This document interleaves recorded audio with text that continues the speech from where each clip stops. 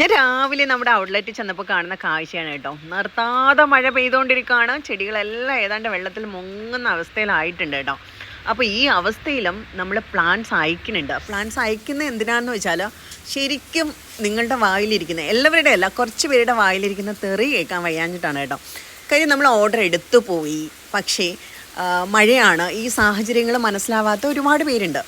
അതുകൊണ്ട് തന്നെ നമ്മൾ കമ്മിറ്റ് ചെയ്ത് പോയതുകൊണ്ട് തന്നെ നമുക്ക് അയച്ചേ പറ്റുള്ളൂ. അതുകൊണ്ട് തന്നെ നമ്മുടെ കൊറിയറുകളൊക്കെ പോകുന്നുണ്ട്.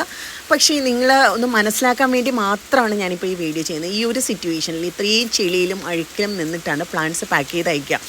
നിങ്ങളിപ്പോൾ പറയുമ്പോൾ നമ്മൾ പാക്ക് ചെയ്ത് അയക്കുന്നുണ്ടാവും, പക്ഷെ നിങ്ങൾ ചിന്തിക്കേണ്ടത് ഇത്രയും മഴയാണ്, ഇത് നമ്മളെ മാത്രമല്ല എഫക്റ്റ് ചെയ്യുന്നത്, കൊറിയർ ഓഫീസുകളെ എല്ലാം എഫക്റ്റ് ചെയ്യും. അപ്പോൾ കൊറിയർ ഡിലേ ആവാൻ ചാൻസ് ഉണ്ട്. ഈ കാര്യങ്ങളൊക്കെ നമ്മൾ പറഞ്ഞ് മനസ്സിലാക്കി പല വീഡിയോസിൽ തന്നിട്ട് പോലും അത് മനസ്സിലാവാതെ പറയുന്ന ആൾക്കാരുണ്ട്. അപ്പോൾ അവരുടെ അവയർനെസ്സിലേക്ക് മാത്രമാണ് ഞാനിത് പോസ്റ്റ് ചെയ്യുന്നത്.